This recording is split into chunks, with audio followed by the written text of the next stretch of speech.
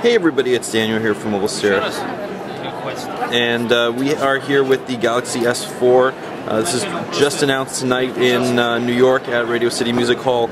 It is a very, very similar device to its predecessor, but obviously has a lot of hardware differences. It is obviously bigger as well, 5 inches, 1080p display, 441 pixels per inch. This is definitely a huge improvement to the 720p display on the GS3. You can see right away just how clear it is. It is one of the most gorgeous displays I've ever seen. It's also extremely fast. This comes with a 1.9 gigahertz quad-core Snapdragon 600 processor in Canada, and internationally it'll come with a 8-core octa-core Samsung processor that will have a few different features. Both will support LTE in select markets. This comes with Android 4.2.2 Jelly Bean, and you can see that they've changed the menu here just a little bit. There are 4 tabs at the top, so let's just try to find it without... Okay, so we're in here, we're going to About Device. You can see Android 4.2.2. So this is the latest version of Android, and this is the only device to be launching with 4.2.2 so far. It also comes with a lot of other new features, including a 13 megapixel camera that can take 100 shots in 4 seconds. You can see the new interface here. You can see actually right there. There's me. That's the dual shot feature, picture in picture. You can actually take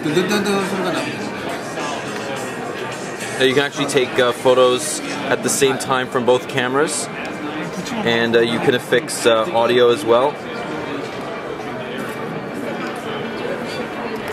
Everything looks fairly similar though. You are going to be using TouchWiz, which has not changed very much in the last year. Obviously there are a few new apps here, including a group play app which allows you to create a mesh network with other Galaxy S4 users in the area, and you can play games, you can share photos, you can network and do other things like that. So here we have a few examples of how AirView works. So if I'm just hovering my finger over one of the photos, it should be able to bring it up without my interacting with it. Yeah, so you see I just hover it over there for a second and it just comes up. And that's very much like how it works with S Pen on the Galaxy Note. A lot of other things are going to be gesture based. You can actually swipe your hand over an incoming call to answer it, which is a cool feature, and it should work as well for email previews. So if I hover my hand over, you can actually see the contents of an incoming email. If we double tap, you get back to the S-Voice app like you do on the GS3, but this has been upgraded. Just checking. Was that a wave? Did you just wave? No, I didn't give you the wave. That wasn't a good That was the unofficial wave.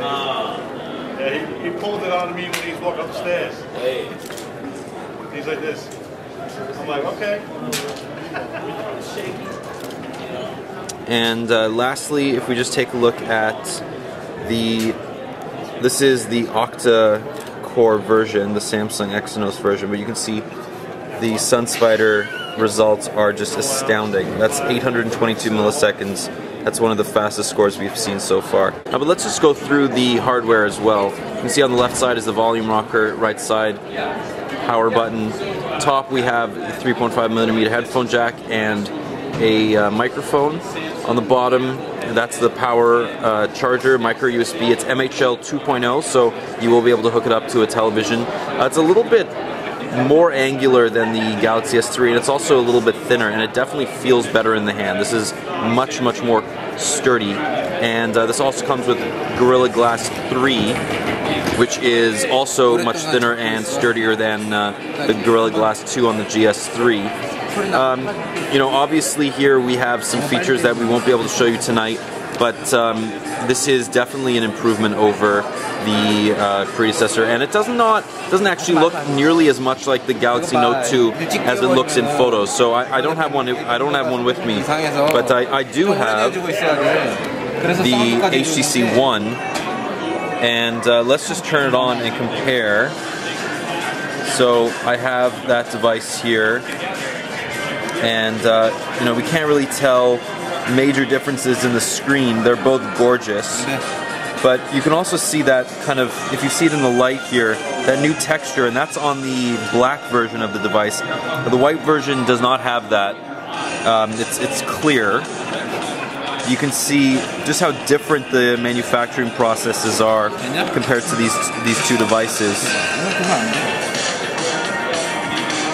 Now obviously the Galaxy S4 lacks the dual front-facing speakers, but it does come with a rear speaker that has been improved as well.